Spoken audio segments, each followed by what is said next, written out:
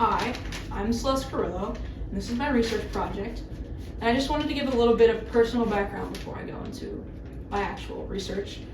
Death is a really hard topic for anyone to grasp. And specifically me, I didn't have to deal with that until 2 summers ago when my grandmother passed away.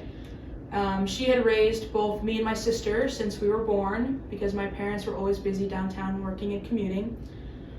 And it was really difficult to understand everything and get through that without knowing.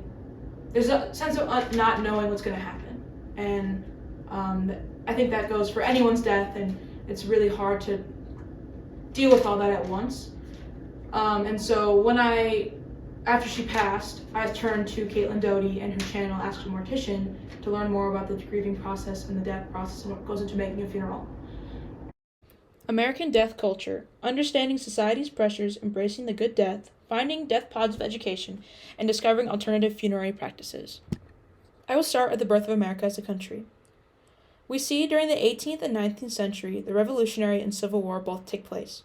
Alongside mass death due to war, we see diseases run rampant through the country. Couples could also expect to lose 2 or 3 children before their 10th birthday. The Civil War marks the first time we see undertakers and funeral home directors become a standardized and professional career. Prior to this, women cared for the dead in the home. Preparing the body for the funeral took place in the kitchen or the bedroom, but too many bodies stacking up seemed unsanitary to the military to deliver back to families. This is when we see embalming and beautification being used on bodies and beautification in cemetery environments.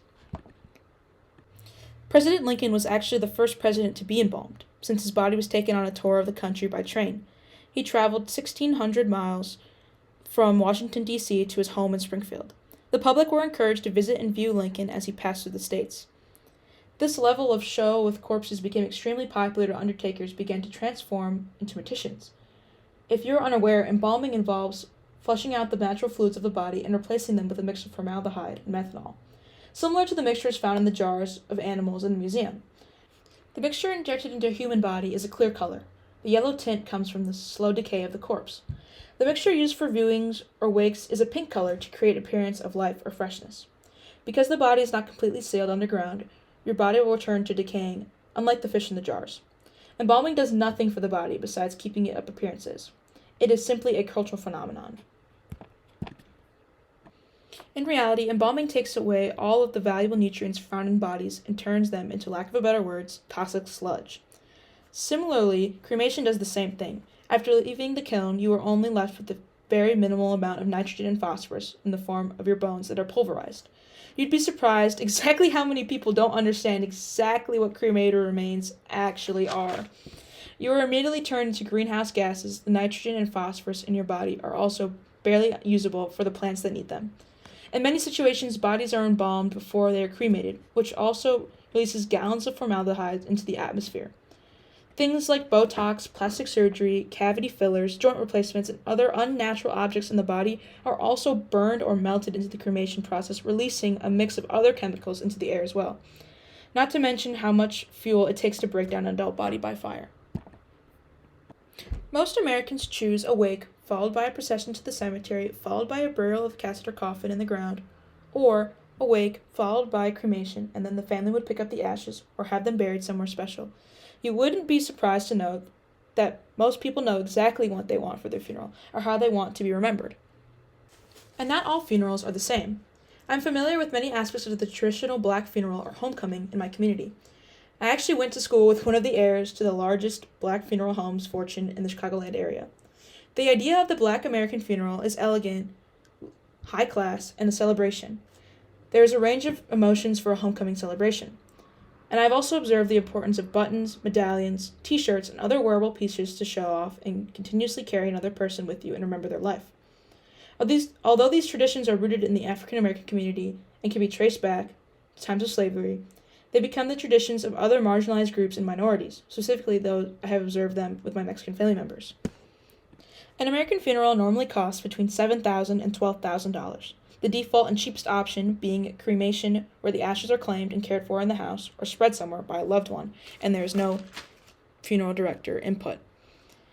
To get to $12,000, you would have to be getting the wake or a viewing at the funeral home with refreshments and catering for your guests, you'd be getting charged service fees if your loved one died in the hospital or in hospice, transporting the body from one facility to the other. The majority of Americans die in hospitals or in the care of nurses in some aspect already. This is largely because the generation of people who are dying now are baby boomers, a very large part of the population, regardless of whatever trait or experience you're trying to measure. You have to consider the cost of embalming if you choose that, or other beautification processes like hair or makeup visitation. In some cases, you may request for the person have reparative work done if they have had some sort of incident. People always opt for flowers, funeral services, big displays with different colors.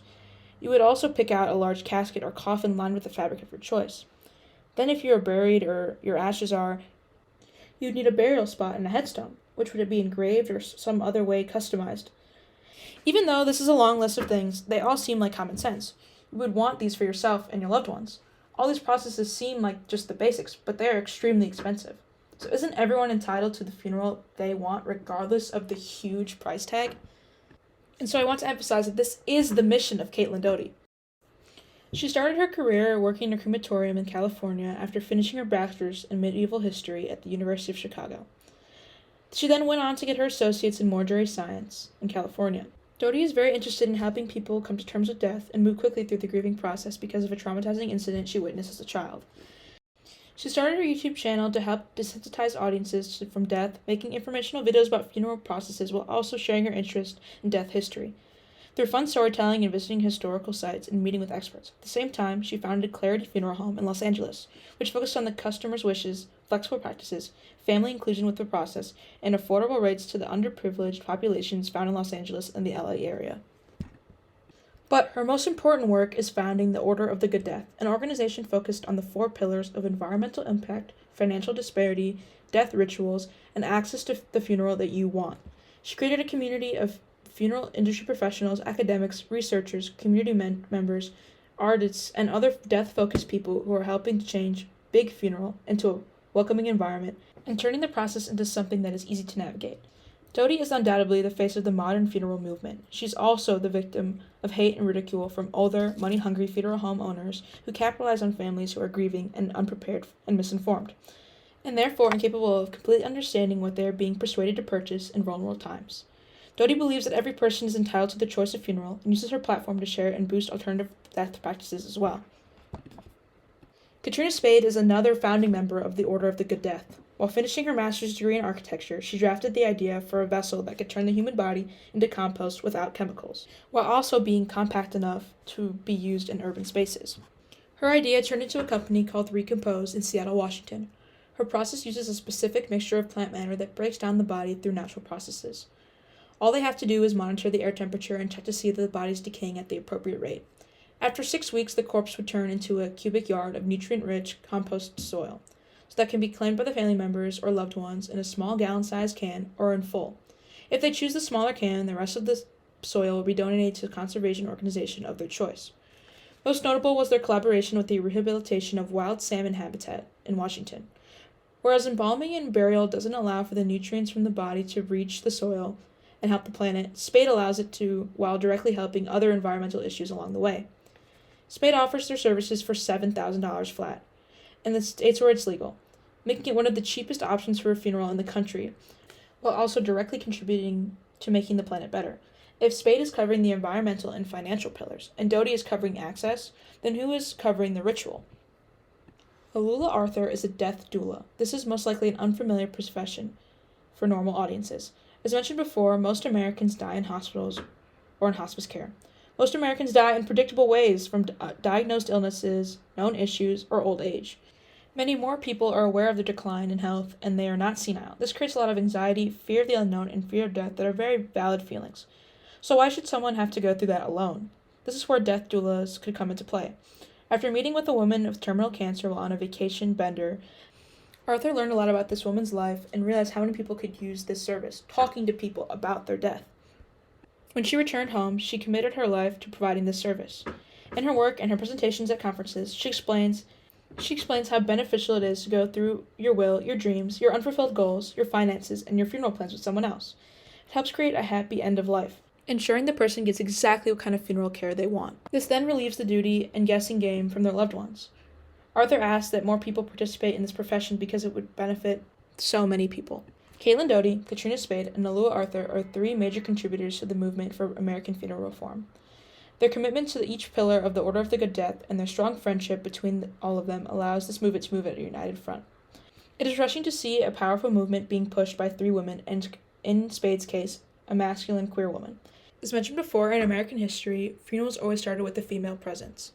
That is why I believe it is so fitting that a movement towards a new, better, positive, and eco-friendly funeral industry starts with 3 women as well.